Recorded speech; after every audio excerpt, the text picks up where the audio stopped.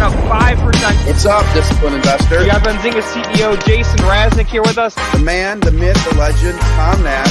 Peter Schiff on the Power Hour with us live today. Interesting, different, unique, innovative companies. Mia, you are live with us on the Power Hour. What's up? Thank you so much for inviting me on. Jessica Billingsley, that is the CEO of Akerna. The best trade idea resource out there.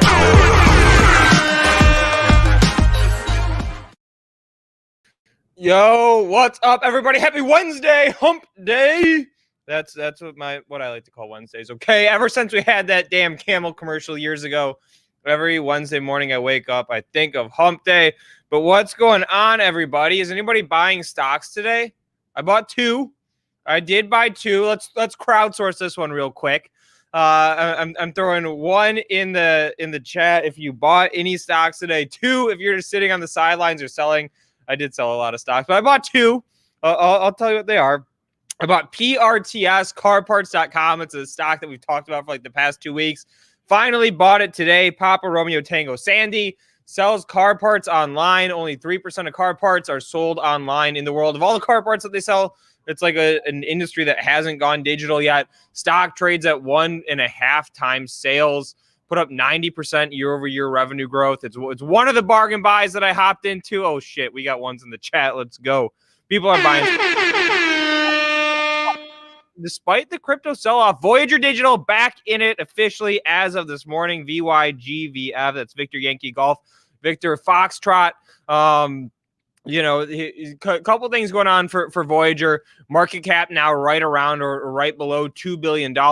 We're talking about a company that's going to do $60 million in revenue for Q1. We're going to get that report next week. $60 million in revenue for Q1. $3.5 million of revenue that did in Q4, okay? So we're talking about a stock that's trading at like 8 times sales, that grew sales from $3.5 million to $60 million quarter over quarter. This next quarter that they're going to head into, so Q2, the quarter we're in now, they were one of the only platforms that let people trade all these altcoins, right? They were like you had Robinhood and you had Voyager as options for Doge. Okay, they were one of the few. So their Q2 numbers, despite the crypto turbulence that we're getting halfway through the number, are going to be blowout. Q1, I think, are going to be blowout as well.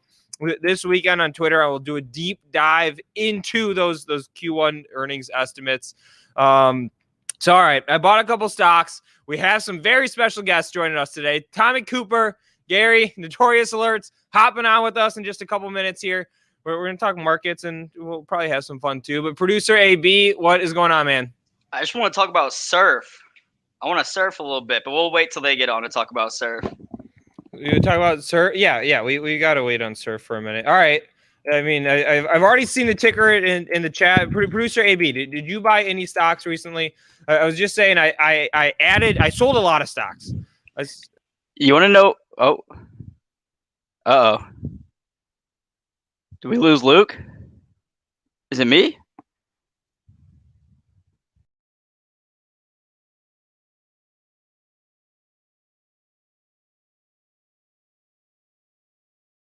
Yo, what is going on, everybody? It looks like we have lost Luke momentarily. So you have us, me at my desk with my Jimmy Johns, got producer AB.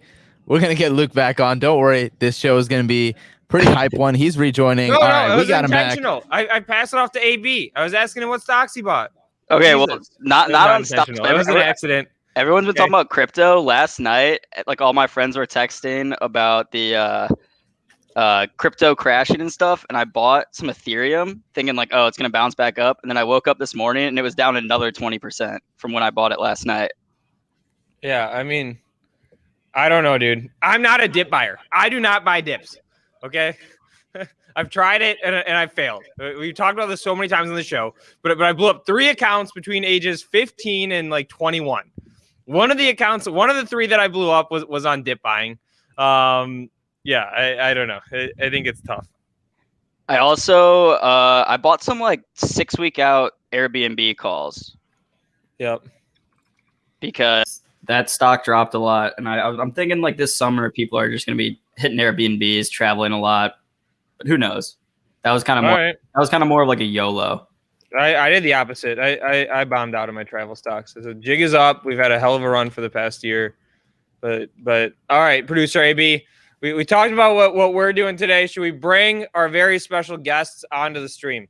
We should. Let me get the everybody. little. I got the video. All Hit right. the like button. Share the stream. Let's light this.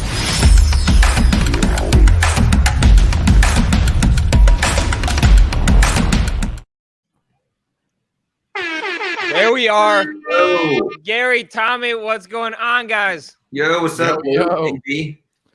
How we doing, y'all? Good, good. How are you guys?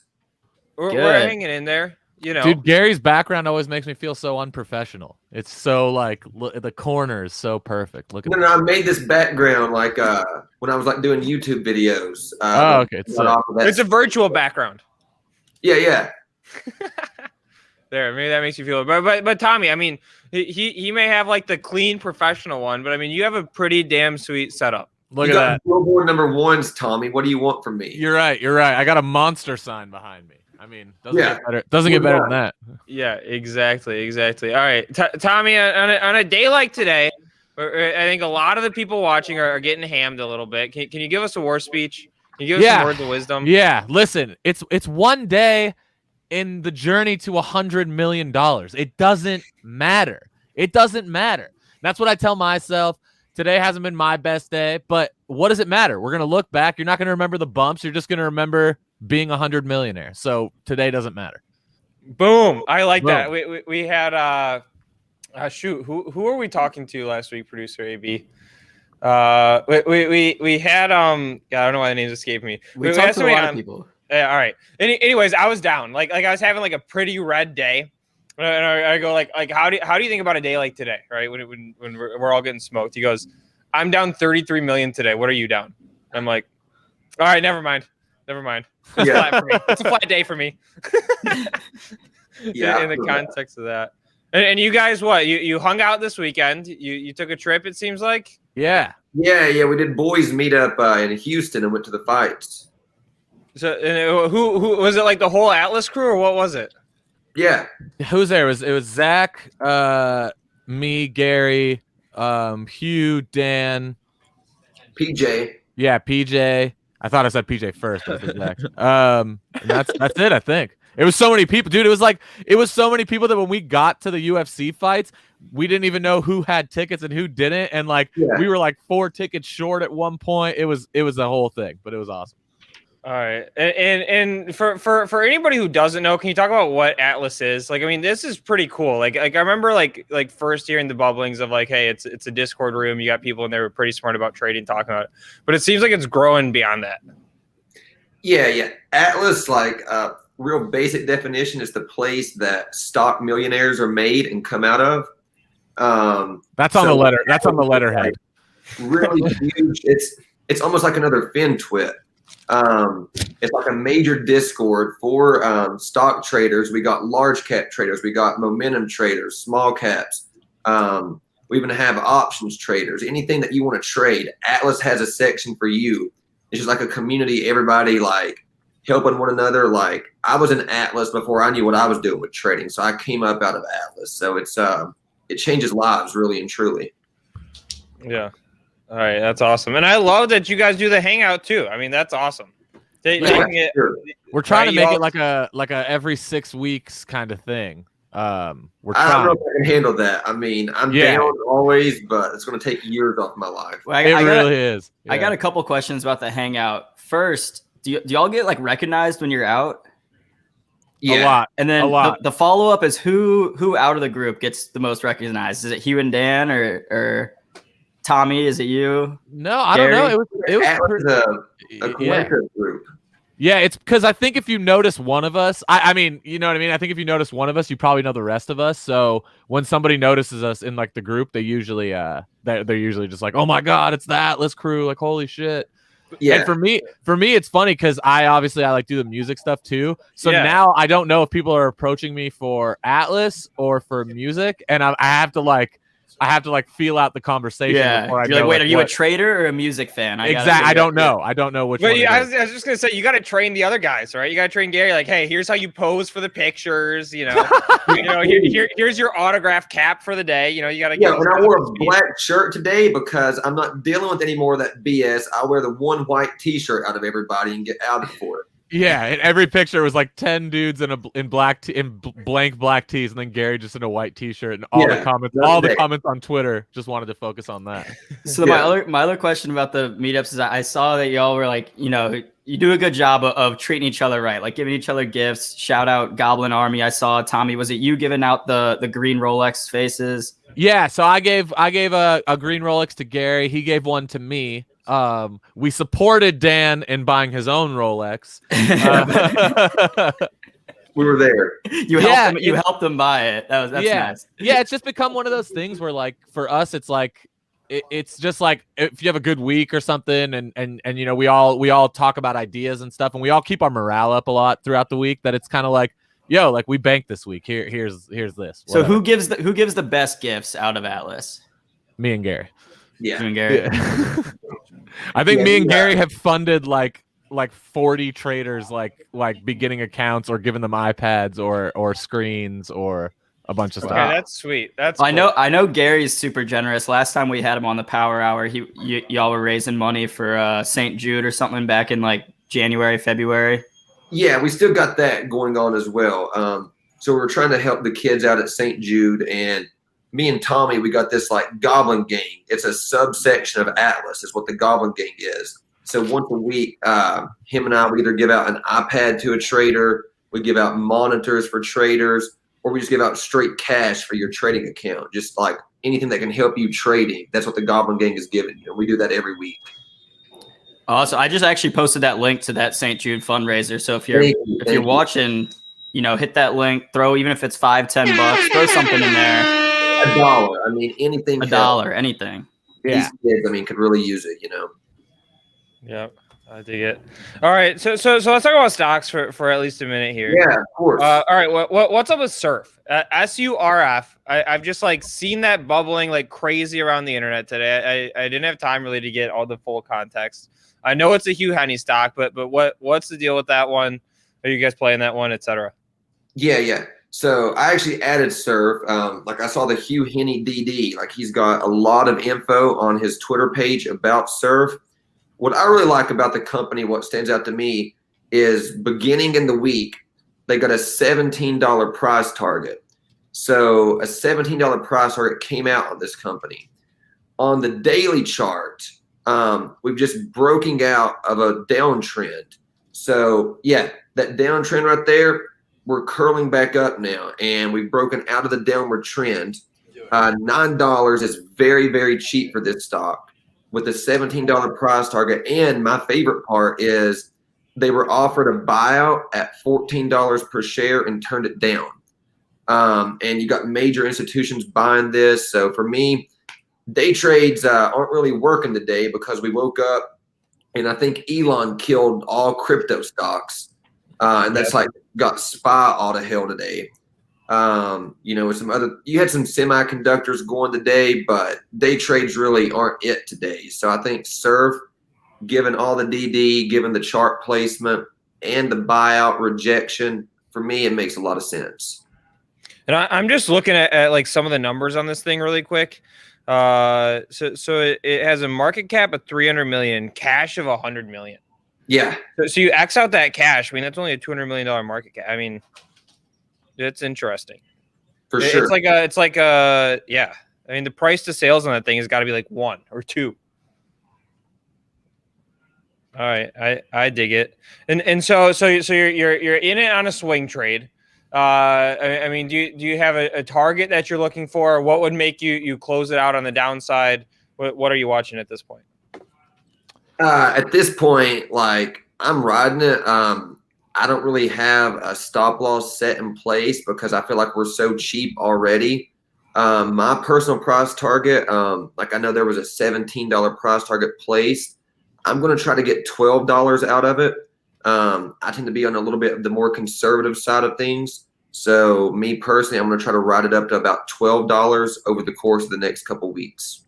Yeah, same for me. Like, because we're more like day traders too. So yeah. I know Hugh he's riding it for the acquisition, and he'll probably ride it all the way out. For me, I'm looking at it from a technical standpoint. So yeah, for me it'd be like a $12, $11.50 kind of price target for me. Yeah. Okay. All right, I'm throwing this one out to the crowd. If you guys are in surf, you're in the stock, drop the 1 in there. If not, drop the 2. I saw this ticker more than anything else today, bubbling through the comments. And this is on a day where, we got Ethereum's down 30%, Bitcoin's getting hammered, all the crypto stocks are getting hammered. Everybody's asking about surf. So I'm throwing that one out there. And then we've got an important question from Dan, our good friend Dan, Deity of Dips in the chat. It's asking who's stronger between Tommy and Gary. Gary. Well, Gary's bigger than I am. He's like 7 foot tall, so it's a disadvantage. He was also a pro MMA fighter, which puts me at a disadvantage. But you're the I black didn't know belt. that. Wait, you were a pro MMA fighter?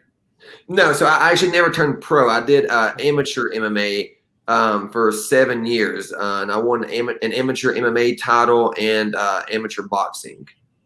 Oh, hell yeah. All right. Okay. We'll get back to stocks in a second, everybody. Okay. But like how nervous would you be going into fights? So I started this when I was like a kid, so like at that point, like I was like very nervous because of this young kid fighting like all these like mid-20s, like mid-30s-year-old dudes with tattoos everywhere. So I was terrified at first. Then when I like started getting knockouts on these guys, I just stopped getting nervous, and it was just like, it is what I do, Okay, all right. you got bigger balls than I would not. No way. I couldn't do it. We should do a Benzinga charity fight where we let Gary fight someone. All right, see, I would do that if we had some cause we'll put behind it. Yeah, it'll be good. We'll donate. We'll donate at least 5% of the proceeds to charity. At least. Yeah. At least. So there you go. You got some fine print on the marketing. But all right, what else is on your guys' radar today, this week, life, etc.? I've been looking at semiconductor stuff because I think a bill was posted yesterday. There's a meeting tomorrow. They're trying to get like $52 billion in funding for semiconductors.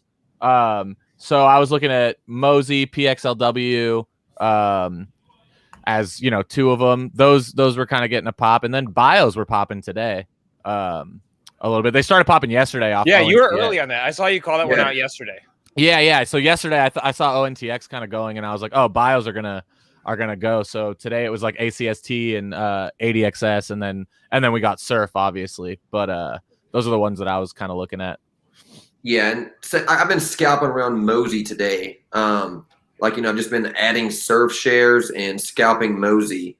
For me, Mosey and LEDS are like kind of the my go-to plays on a day like this. But yeah, Mosey had some nice volume. I think it kind of stopped a little bit over like 550. It popped over 550 for a minute and then came back down. But that says it's up 30% on the day. It's That's a pretty hell good of a day. run. Yeah, go like put on today, the minute candles, AB. Yeah. So I'll probably watch this into end of day because like what I've been noticing a trend lately is it's slower right now for day trades, but whatever like kind of decent mover you have, you'll get the initial move in earlier in the morning, and then it just kind of like tapers off, and then maybe around power hour you get one last little pop in it. So I'll probably be watching Mosey around power hour unless it just completely dies, and then of course I won't trade it, but maybe do a 550 test again or something. That would be kind of cool.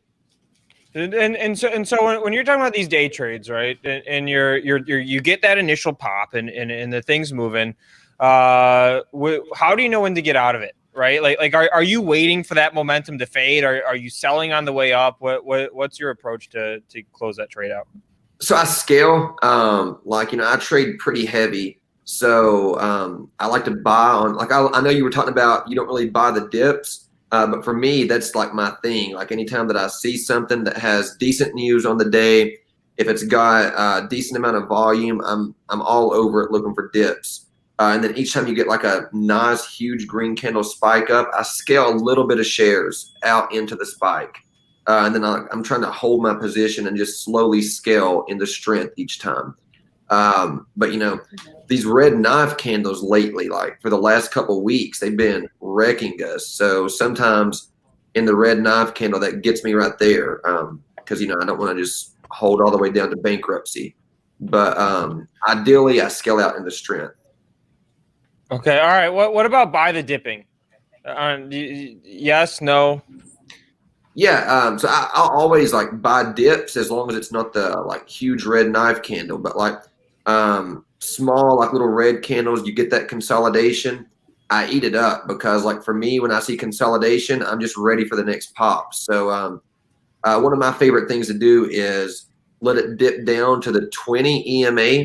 That's like my favorite line to buy dips on, around the 20 EMA, and I just try to scoop those dips up. It might drop a little bit below it, a little bit above it, but just somewhere around that area is kind of where I'm looking at. Okay, got it.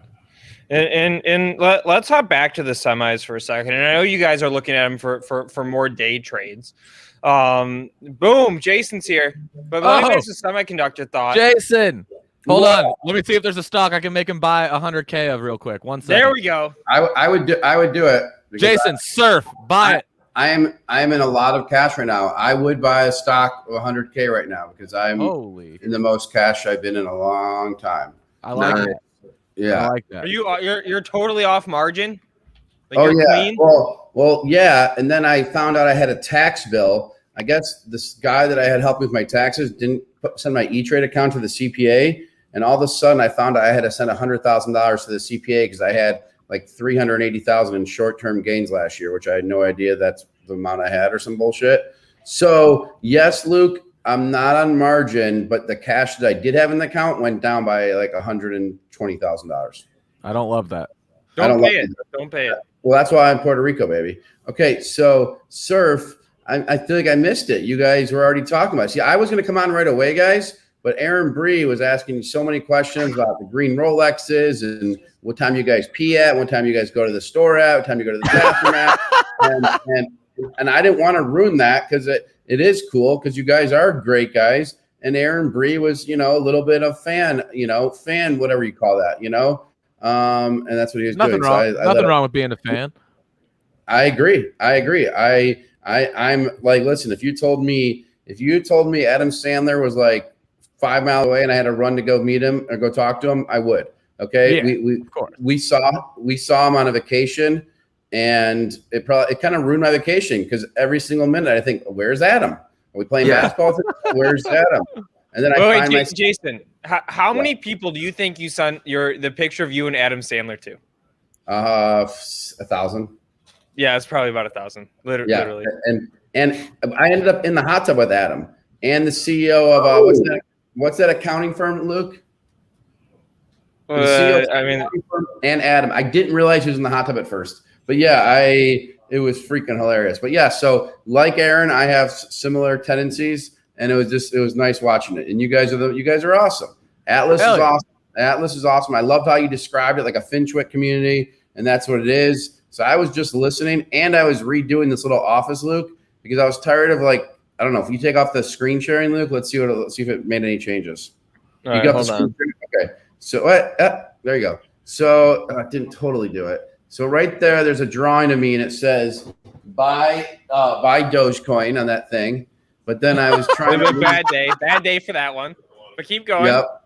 Oh yeah. And then I moved like the autographs and shoes because I thought it was like sort of bragging and douchey to have all that. So I moved the book. I still see the shoes, so we're over. I know. Now. I gotta move that top. I gotta move it. I'm realizing I see that top thing there too. You're right. I didn't think that would be in the frame. Those, by the way, those are Dennis Rodman shoes in 1990 when the Pistons won the championship, the final game against the Lakers. But congratulations.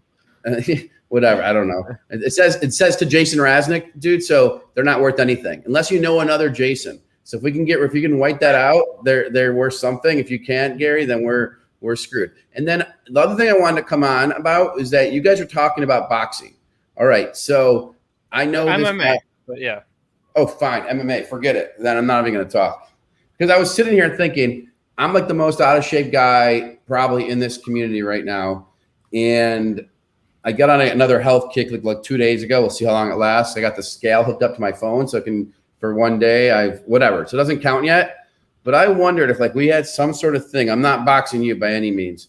But if I if in July I had to box someone, would I like commit to like 2 hours a day to go train at a boxing place, get in shape like the eye of the tiger? You have to fight Gary for charity. That's the you move. fight Gary for charity. Gary would one punch. Does he look like a bitch? What was that? What was that one? Does he look like a bitch? One punch, Gary. I mean, there's right. I mean, like one punch, he's gonna get me. I mean, if he can only use one arm, then maybe. You can hit me first though. Like I could walk right into something, and I'm out. Yeah, you never know. That's you not never know.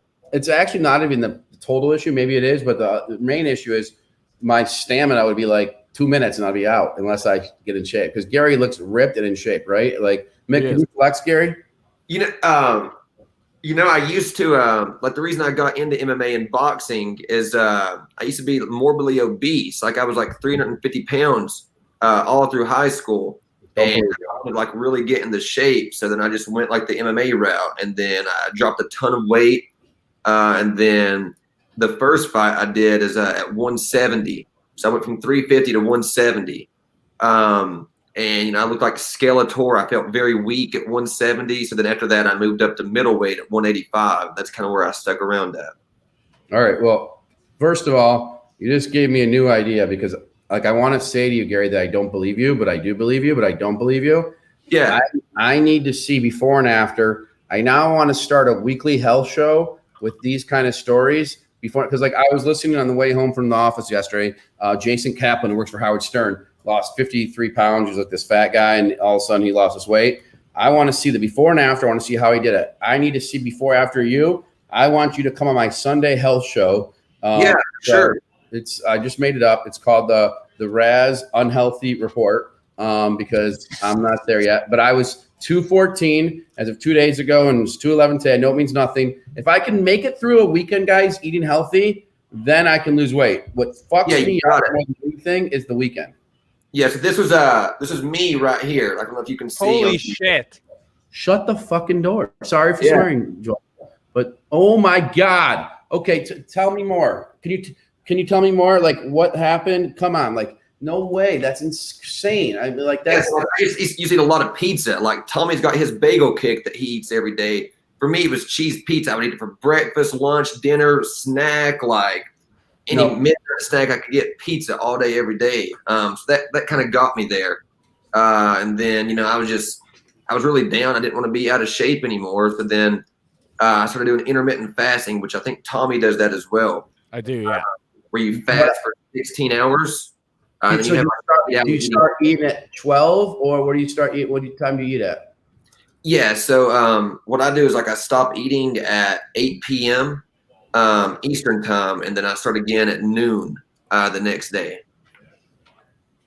Okay, so I did that yesterday, and then today I broke it because my wife had good food in the refrigerator, and I ate it at 10:30, so that fucked me up, I guess. Again, okay. You stop at 8. So you got at noon tomorrow. You're squared away. Yep. Yeah, so you guys, 1 day at a time. But just Gary, just one quick question, man. I'm sorry to harp on this. You were in high school and you were kind of husky and chubby, right? Oh yeah. What was it in high school when you got in shape, or was it after high school? So I started my freshman year of college. Like as soon as I graduated high school, that's when I started. Okay, what finally kicked you in the butt? Because I guarantee when you were that fat guy, did you ever think that you could look the way you just did it, like in those two pictures? Never. Like I was like total opposite from what I am now. But I started doing something like, I learned fitness as I go. Like I learned trading as I go. When I started out in fitness, I was doing it all wrong. I would eat one time a day. I would just straight up go to Subway once a day. And get like one item and then not eat for 24 hours. That wasn't healthy, but the results were effective. So I cut like 150 pounds in 11 months doing that. But I felt like garbage. So then that's kind of when I found the world of intermittent fasting and like with your macros, like knowing how many calories I need a day, like how many carbs, fats, and protein. So now I just do the macros with intermittent fasting. So I guess here's my question. Did food, when you were heavy, did you you ate food out of enjoyment? So for example, If there's like a raw cookie dough in my refrigerator, I would love a piece of that. Now, do you treat food differently? So if you had the raw cookie dough in your refrigerator or Ben & Jerry's cookie dough ice cream, would you not eat that because you're not looking at food? You're looking at food in a different way? Yeah, like now I look at food as like survival. Like I don't look at it like just to eat to be eating it. I look at it like, hey, I need to eat this because it has like this much protein. I need like this or whatever.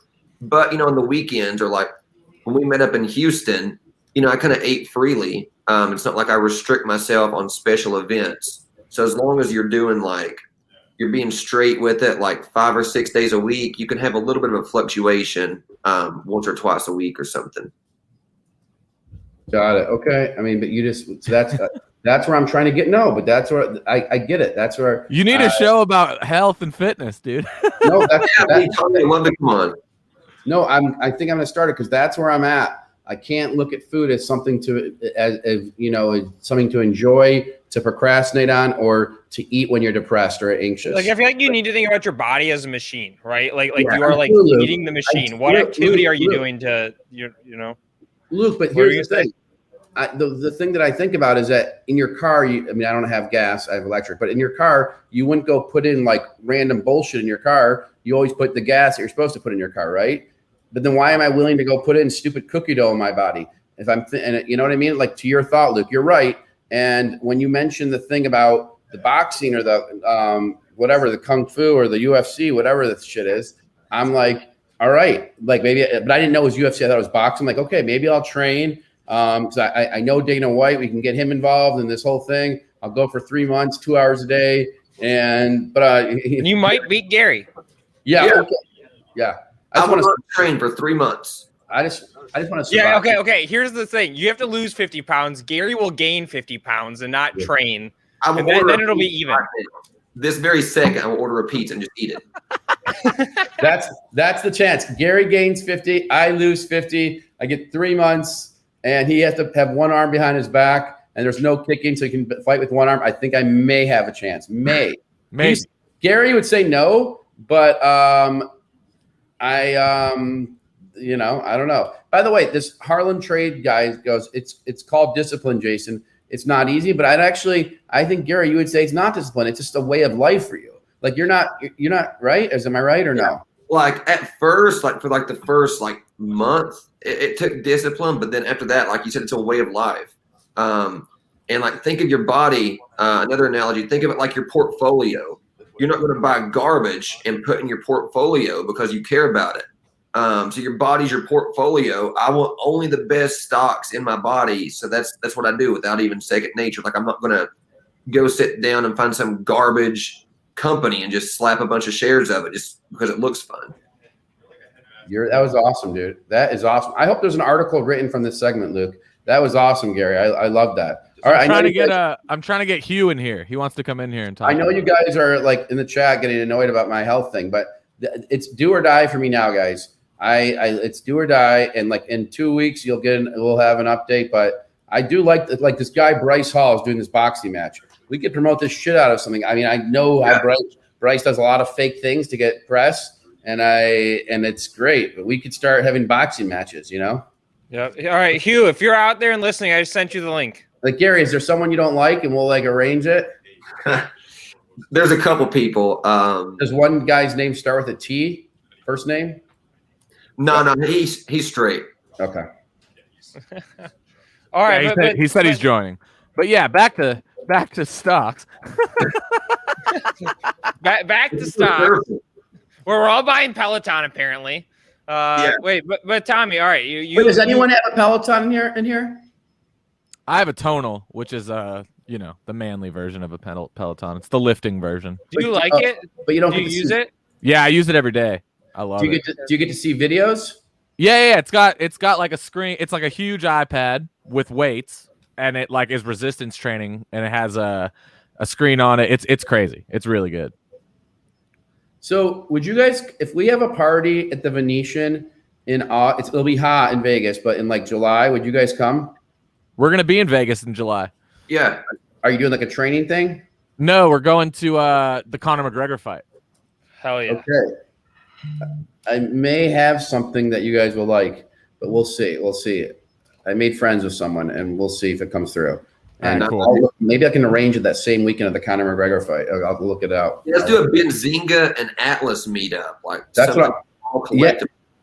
Yeah, and then there's a big name that you guys would love for him to come, and I think I can arrange it. So that's what I'm talking about. Like big, top A list person. It's just Zach. It's just Zach. It's Oprah. No, it's just Luke Jacobi. No, it's Aaron Bree. It's Aaron Bree. That's who it is. Aaron Bree. Yeah. Aaron Bree.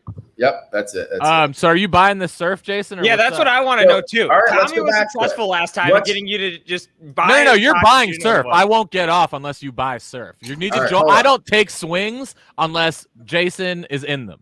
I don't swing. I'm a day trader, but I'll take it. Right now, I'm not buying it, but let me look it up. Hold up. I didn't want to. But last time we called you, do you remember this time we called him on his bullshit? He's like, I just bought 20,000 shares. Exactly. I didn't believe him. I still don't believe him. And he showed it. I mean, he's not. Yeah, that well, good. last time, Photoshop that. Last time I lost a bit of money on VISL. No. I told you to buy TRCH, and you bought it, but you did not buy it at the top. Hugh told you to buy VISL on the same day. That's not on me. Don't come at me about that. That's not fair. Well, I'm just saying, that's all. Okay. And VISL is a good company. That's going to be like $1 billion company. Why is it this dying? It seems like though, dude. Why? I don't know, but dude, they're in everything. The tech is sick. They are legit in everything. So that's a good. I mean, Hugh said he's holding it forever. Yeah. We got to talk to the CEO again too. They put out like a couple quarterly reports. How long would you own this surf for? At least 20 years. How'd you find it? Hugh found it. You found it, okay. Yeah. How long ago did you get into it? Today. Yeah, I got it today. And ARC is loading it. BlackRock has it. ARC, what are you talking about? Like the Kathy? institution. Yeah, Kathy Wood. Your favorite Kathy. She told you, I mean, like, if she is buying it? Yeah, you can look it up. Institutions are buying it. She told you, like, I'm talking to her like on the weekends. Like, she was in Houston with us, so she called me up. Tommy's in the DMs with Kathy. I don't know. I mean, guys, I don't know. Look, Kathy Wood right here. Text from Kathy. I'm not you, man. I'm a regular guy. I'm an emo day trader. You're a regular guy. You're a regular guy. You go out, you need security. Aaron Bree would come up to you and, like, you know, a little drool and touch you and say, "Can I touch you?" They go crazy. You can't go anywhere. You can't fart outside without someone saying, "Hey, there he is," and start running and chasing. You have Hollywood Reporter chasing you down everywhere you go. Right? Yeah, I'm trying to get Hugh on here to give you like the Hugh Henney DD, because my DD compared to Hugh Henney's DD not going to be as someone better go quick. Novel. We got a CEO interview in a few minutes. So Hugh, you better click that link. Hold on, I sent it to him. Did you send it to him too, Tommy? Yeah, I did. All right. Someone calling Kathy Wood a hack, that's just bullshit. Like, she's so fucking smart. You're not gonna get every pick in the short term right, but the lady is fucking smart. I don't care what anyone says. All right, guys. I surprised you again, right? You wanted me to buy this stupid thing. So what? So I bought some of this thing. All right. Now you got my back. Prove it. I don't want to prove it. I'm not a girl like you. Like, hey, I'm wearing the no underwear, whatever. I'll prove it. No, I'm not a girl. I'm not. I got you to prove it last time. You got to prove it this time. I got killed on VISL. I didn't tell you to add VISL. This is not VISL. I literally lost like $10,000. Oh my God. There's a guest in this room. I didn't even know that. I didn't even know there was someone in the thing. All right, fine. Who's telling me to prove it? Yeah, VISL, Luke. I lost my boat, but I'm going to lose the boat again. I don't know. Here we go. I don't know. We do have a guest. I hope this guest is going to click off because I'm crazy. There you go. You bought surf. Boom. Look at that. Hold on. Air horns on that one. What do you say? Tommy's 2 for 2 on these. Look at that. I can come on here and get you to buy anything, bro. That's what I'm a salesman to you. I love it.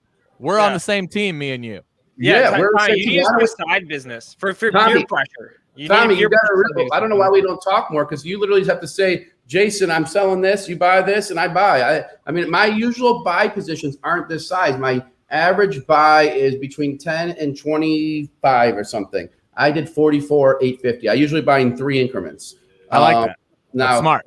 Now, it doesn't mean that I'm going to hold this one long time. I got to see how this closes up. But no, so listen, I'm playing it from a technical standpoint, and so is Gary. The downtrend just broke on the chart. I think it goes $12 near term. I'm not telling you to hold it till for forever. I'm telling you to hold it 11.50, 12. That's my price target from a technical standpoint. 8.95. What did I buy it at? 8.96, 8.97. But does Hugh love this one?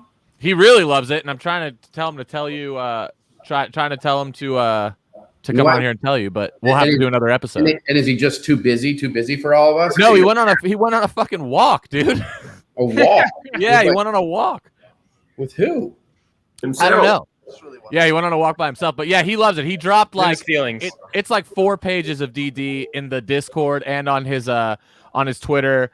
He really, really likes it. He hasn't dropped many swings recently. This is like, one, like it's not like he's doing this every day. So he went to bat for everybody on this one, found a shitload of DD on it, and he's swinging it. Yeah. And Nikki, they're talking about VISL. VISL did go up for a little bit. So I made a little bit, but I didn't sell it all. It's like some of my picks. Like I said, I told everyone to buy API. It went from 40 to 90, and now it's back at 40. But when here's the thing that I'll add to that VSIL too, right? Like when I own a stock and it's going against me, like a long-term position, I'm not going like a day or a swing trade, right? I always like back myself up to why do I own this thing, right? Like I get to the fundamental, why did I buy this? Like do I have an investment thesis? Like is there new information that came out that proved that my thesis is wrong?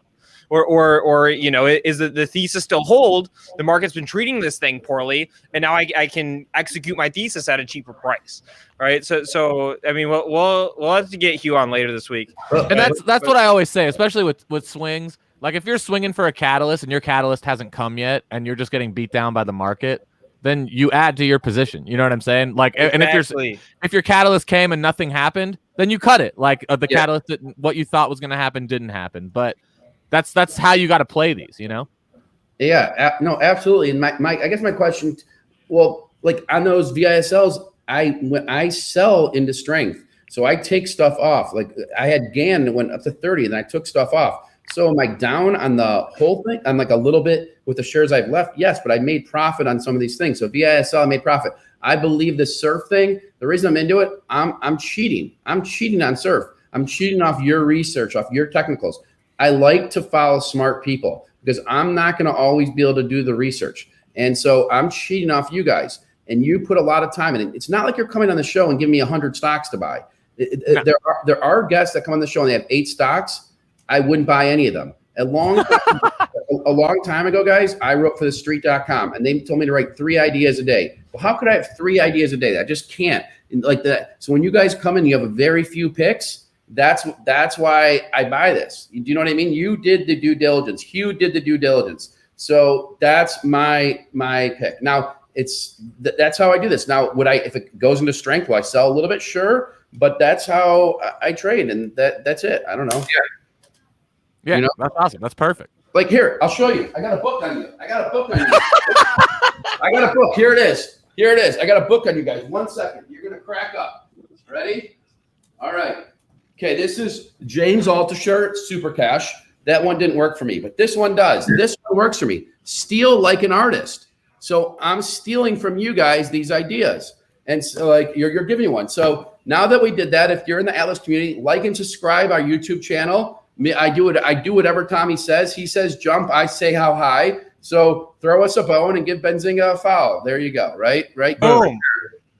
Love that. Support gang, everybody watching, holler at me. Yeah. Make sure you're hollering at us. All right, to everybody watching, holler at us. All right. I put the socials in the chat. Awesome. All right. We'll see how this goes. And we got to get Hugh on later this week to tell you what you bought. Yeah, because he's literally he was trying to get on, but he said he went on a walk and he was trying to get back to his place, so it was quiet when he popped in. But he wants to come on, tell you all about it. All right. Hopefully he still likes it then. Yeah. All right. I'll holler at you. All right, I'll holler at you guys. We love you. All Thanks for coming on. Be well. Thanks, guys. Later, dudes. Later, Thanks, later. All right, Luke, we have a guest coming on. That was fun. I got to do this. I got to do that. You gotta do that. You gotta do this. You gotta steal like an artist. I mean, it seems like you have a lot you have to do. I know. I got to steal like an artist. We got to do this. Hold on. I got to do. I don't even know where the thing is. Brand. Aaron Bree. I love that you took a day off. All right. But before we hop to our guest in a minute here, our next guest, did you buy anything today? All right. This is the Trade Idea Show that we do every day. I bought two. I bought Voyager. Voyager is the altcoin solution and like a start comparison to a Coinbase. It's getting taken out to the cleaners like everything else. The altcoins were so hot for the first half of Q2, so I said, okay, $2 billion valuation. Getting into it. What? Luke, at the beginning of the show, you said Voyager was doing well. What were you talking about this morning? In the beginning of the show, you said something about Voyager positive. So I didn't check Voyager stock. I thought Voyager's up the way you talked about it in the beginning of the show. I bought it down 10% today.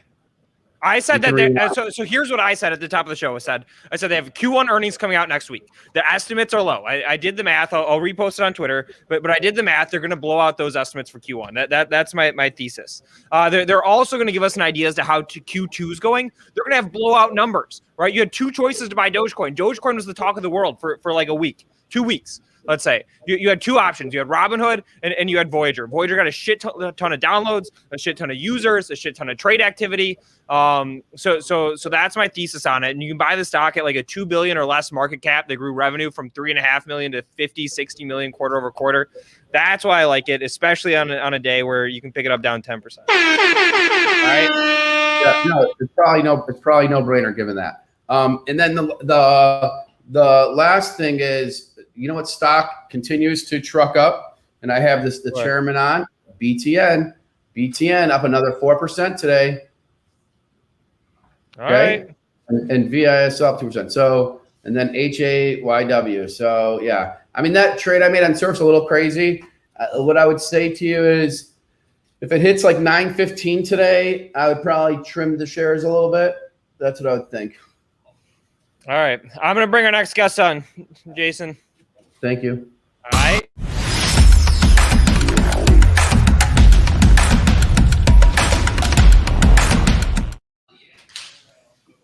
All right. All right, Peter, you are coming to us from PyroGenesis. We promise our users we will bring interesting companies onto the show. I hope you had some fun listening to us ramble on and on in the background, but what's up, man? That's all right, man. I had tears in my eyes. I was hoping that I get them out of my eyes so you didn't think I was crying about something, but that was funny. All right, good. I love it. I'm glad.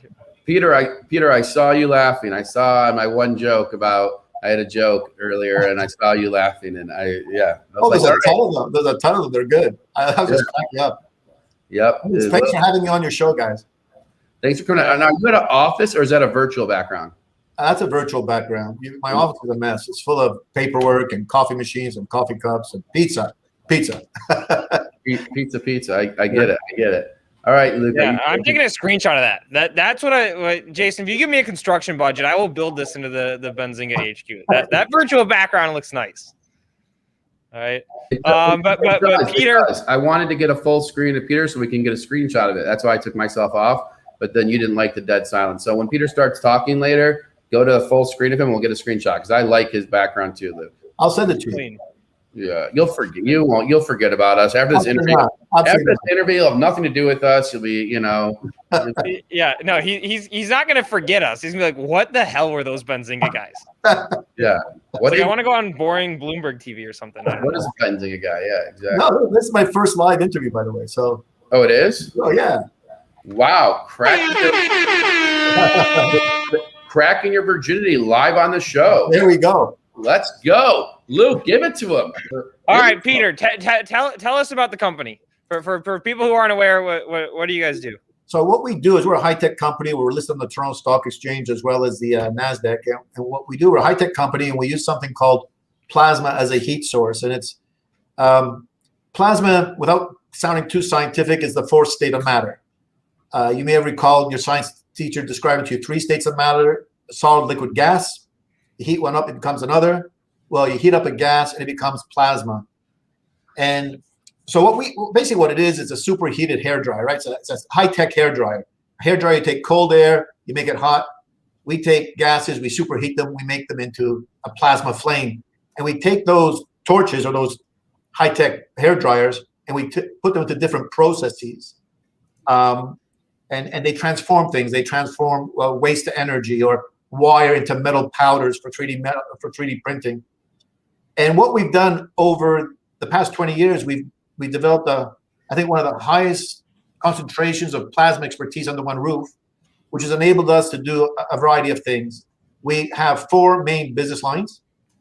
They have been vetted and adopted by multi-billion-dollar companies. These 4 business lines are independent of each other. One is in waste treatment. We're on the U.S. aircraft carrier. We're one of the only foreign technologies on the U.S. aircraft carrier. And what we do there is we destroy garbage. We destroy the garbage on the U.S. aircraft carrier. Wait. What do you mean you destroy garbage? So there's obviously garbage generated on an aircraft carrier. It's a small city, right? So in the past, they were throwing it overboard.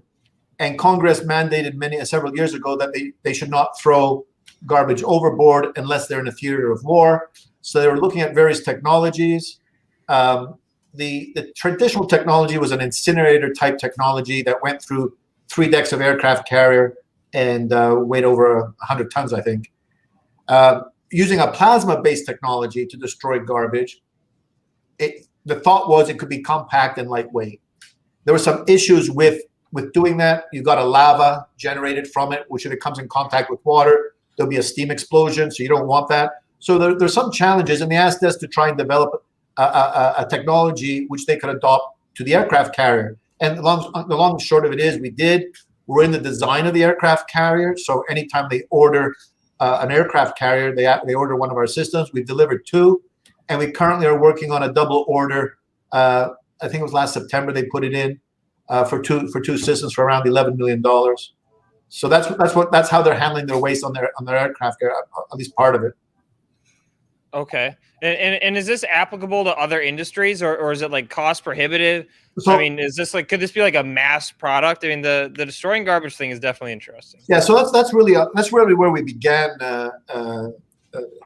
Jason. We began in that particular area, and that's where we cut our teeth. And you can imagine, I'll give you some history. At the time, plasma was trying to be used as a land-based solution to destroy garbage. And what we did was we went and demonstrated it in the marine environment, and not just in the marine environment, but to the specs of the U.S. Navy, which are just extremely stringent. And we succeeded. So arguably, yes, we can take that and apply it to land-based systems. Our other 3 business segments are not exactly doing the environment. They're environment, but they're not doing exactly the same thing. For instance, one that's really, really hot right now is in the iron ore pelletization industry. Now, the iron ore pelletization is just a sexy way of describing how you concentrate iron ore at the source, at the mine, before transporting it. And how they do this traditionally is they use diesel burners. So you can have one furnace, Jason, it has 50 of these diesel burners in it. And in one site, you may have several of these furnaces, up to a dozen. So we're talking hundreds and thousands of diesel burners damaging the environment. So what we've demonstrated recently, we had a contract in Sweden. What we demonstrated was you can actually take out those diesel burners. It's a switch, it's a plug and play. Take out the diesel burners, put in our plasma torch, make a few adjustments, and you're off to the races. You don't have to stop the operation to do it. So you don't have to just, as you're changing them out, you continue making money running those furnaces. What's key is that diesel burners and fossil fuel burners damage the environment.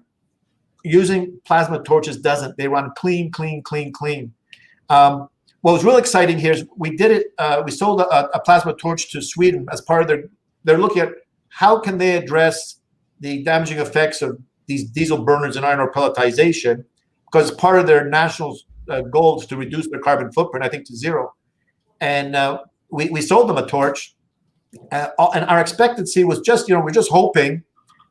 This is a bit of admission that we were just hoping to be considered should they change out their diesel burners for plasma torches, not realizing that the rest of the industry was desperately looking for a solution because iron ore pelletizers have a lot of pressure from environmentalists, their board, their investors, and even lending institutions. Lending institutions are tying their facilities to iron ore pelletizers, reducing their footprint. So as soon as the news came out from Sweden, we were inundated by with requests from iron ore pelletizers to prove it out in their particular situation, and that's where we are right now.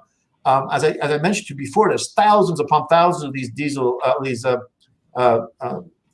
diesel burners looking to be possibly being replaced. We've gone lightning speed fast, I believe, because a year and a half ago they didn't know us. They got to know us. They got to understand who we are and what we're doing. We've gone through computer simulations. Now they're starting to order what I would say look-see torches. They want to make sure they put it in and test and make sure nothing untoward is happening. But that's very, very, very exciting part of our one of our offerings. And you'll find that all of our offerings are pretty much all of them they reduce greenhouse gases. They're helping the environment, and that's not why they were made. Our offerings were made and we marketed them because they make sense. The greenhouse gas, the environmental benefit is just tailwind into our pipeline and our business development.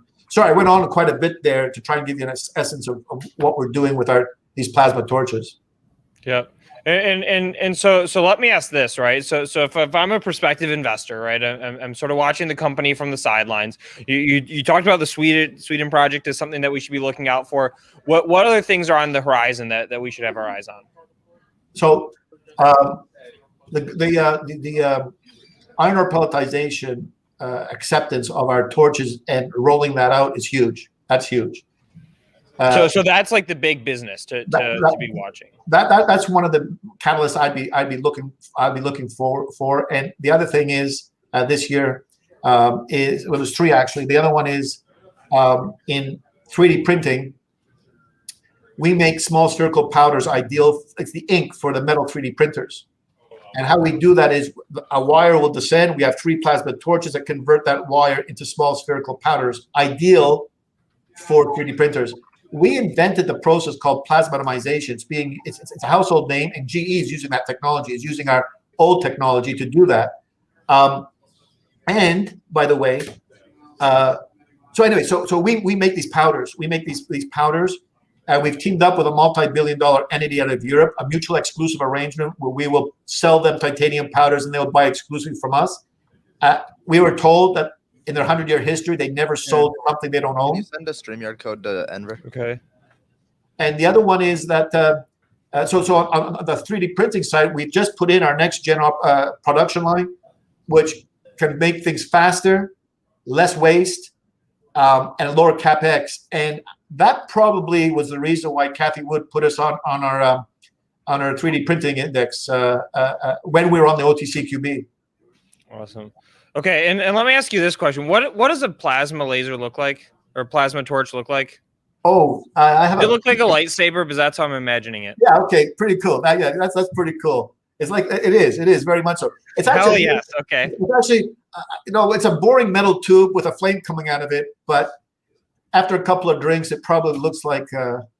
Have you ever battled with them or no? No. We don't battle yet with them. Okay, all right. No, that's good. From an investor perspective, that's probably a good thing. Keep the insurance costs low. All right, and then last question: Can you just give us a quick rundown of financials?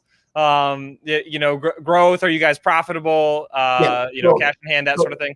So we came off a record quarter, following a record year. Last year, we went from about $4 million in revenues to $17 million in revenues. We posted $3 million operating profit after taking into consideration share-based compensation. Our debt went to zero. We put about over $25 million of cash on the balance sheet. No, the debt's not exactly zero. We have $190K of interest-free loan, but compared to the cash on the balance sheet, it's nothing. Yeah. So we're very well positioned. This quarter, revenues were 6.3 million over 700 previous quarter. Q1 last year. We posted more revenue this quarter than we did for the whole year in 2019. Okay, congratulations. That's a big quarter. So we don't talk about pipeline. I think pipeline is very dangerous. It can be manipulated by CEOs. But we went out on a limb recently because we thought it was important that shareholders or investors take note of what's happening. And we defined pipeline very specifically. Not everything we're doing. We said within the next 6 months only, what do we expect to sign, and where we are either the only bidder or the front line bidder. And we said that's over $60 million. Now, put that in context of our backlog of signed contracts. Our signed contracts increased from about 18 months ago, 7 million to about 25 million now. And now we're looking at this pipeline that we described.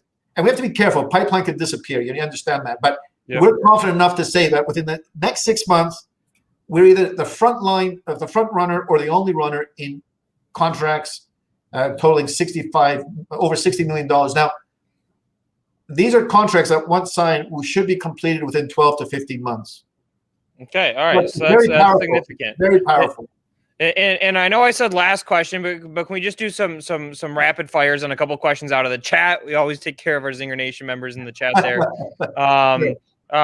Like potential replacement for a gas like butane, yes or no? I don't know. I'd have to look into that. That's fine. Where is the plasma stored? Where is the plasma stored? All right, that question, we got a couple questions that don't make sense out of the chat. Okay, so basically that's just, so plasma not stored, it's generated. So it's like asking, where do you store the hot air that comes out of a hair dryer? You don't store it, you use it. So you generate it to use it. Yeah. Okay. And then just in your, do you guys have any general size of market stats that you use or cite or anything like that? Yeah. So the iron ore pelletization opportunity, where we have a patent, by the way, on that, replacing diesel burners with our torches in the industry, we estimate to be potentially $10 billion. Yeah, it's huge. All of our where we line things up, they're niche in the sense that they're very special, but that they're very large opportunities. Yep. Okay. Awesome. All right. Well, Peter, I appreciate you hopping on, hanging out with us. You said it was fun. You know, we did your first live interview. All right, I'll take it. Thanks, man. Really appreciate it. Absolutely. All right. Talk soon. Bye-bye. All right, guys.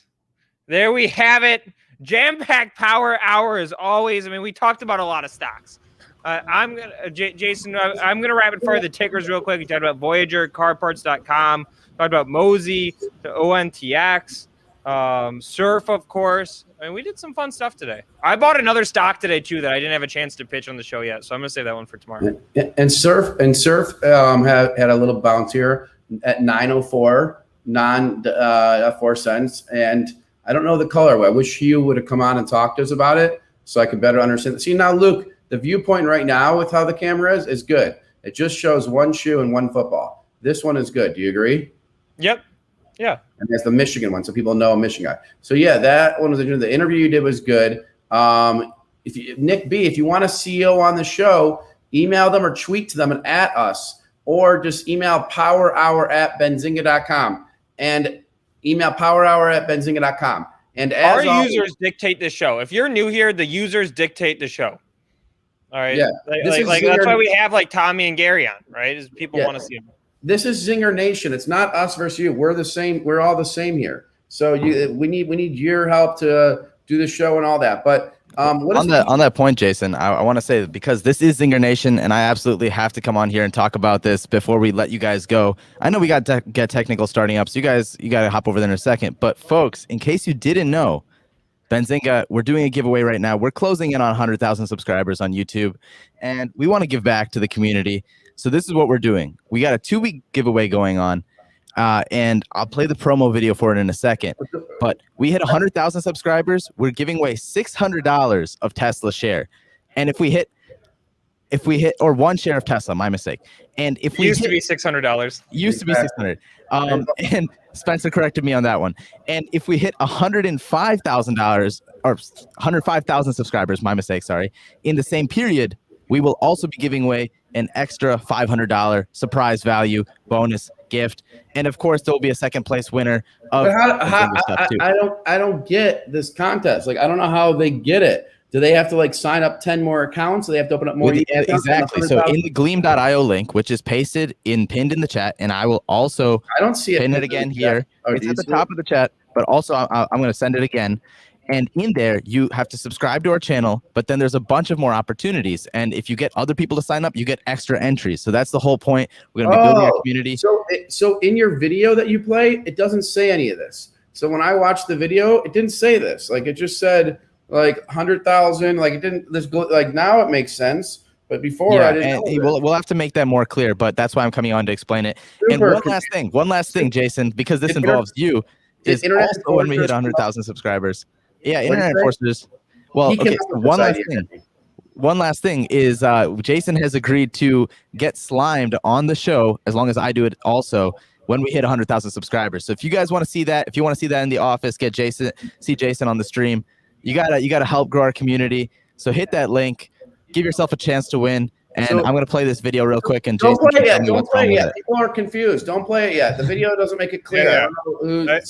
I gotta put up someone who deleted the message that said, I ain't smashing shit. Explain it right. Somebody deleted that message. So here we go. This right here is the link that he wants you to click on. Okay, that's what he needs you to click on. I guess it's in the. I'm gonna click on it now. And so. It's at the top of the chat on YouTube. It's on the top of the chat on YouTube. I'll just paste it in there too. You refer it, and you get more entries because of the referral buttons, is what he's saying.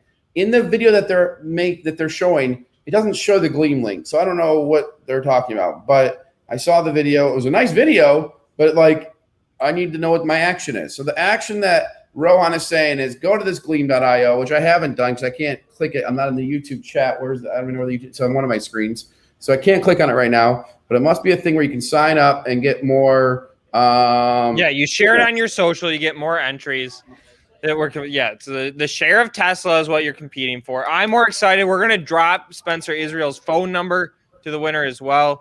Yes, producer Spencer. So. Absolutely, you can call Spencer on call anytime that you want. Speed dial, 24/7, 365. That's for sure.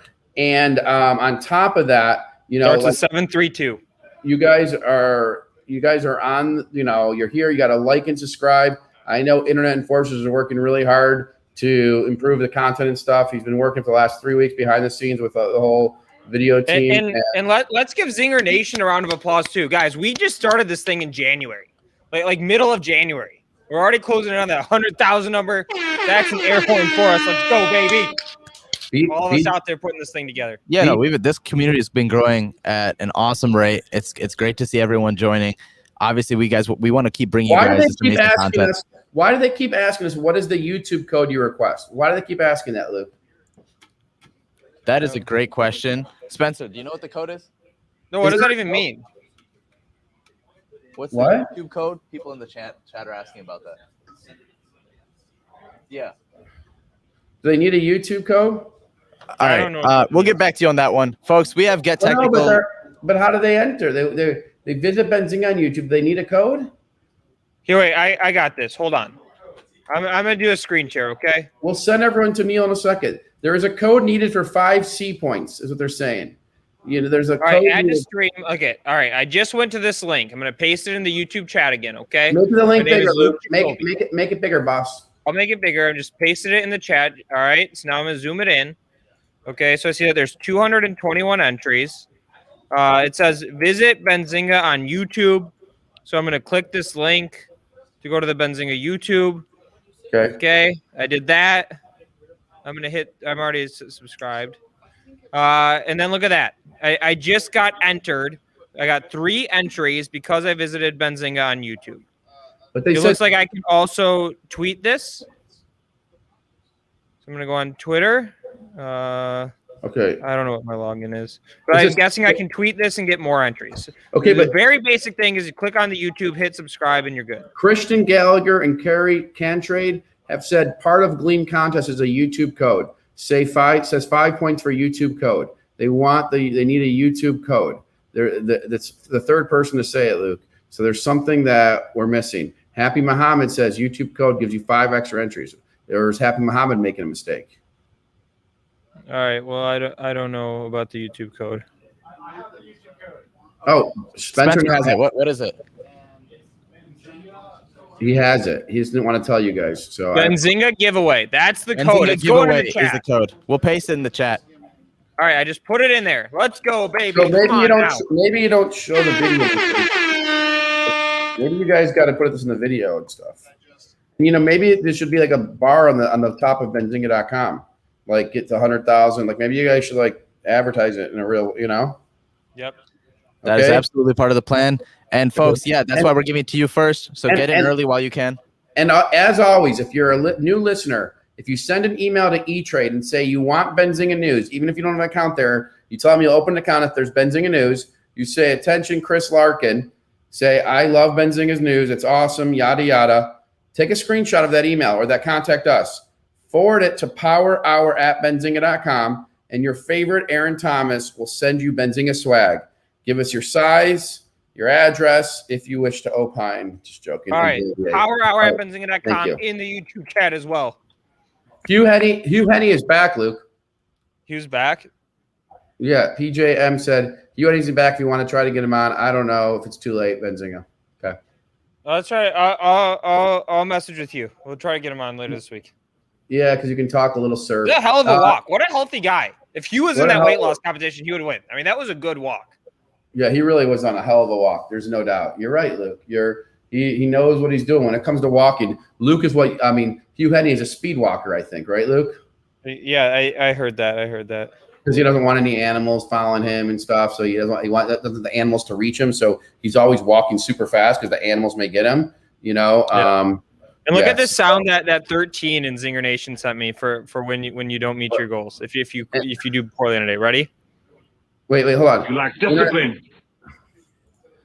There's a mention of discipline. Very unclear. Just do a random pick from the current and new subscribers, and then give extra one comment from each. Yeah, I don't know. Internet Enforcers, if you created this with Spencer, then yeah, I don't know how that Benzinga giveaway is. All right, if you need clarity, it's Spencer Israel at Benzinga. No, Spencer Israel at Benzinga.com. Email Spencer Israel at Benzinga.com if you need clarity. But Benzinga giveaway here is the code. I agree. It's too long of a code. I mean, I didn't create this, you know. Zinger Nation. Just be Zinger Nation, baby.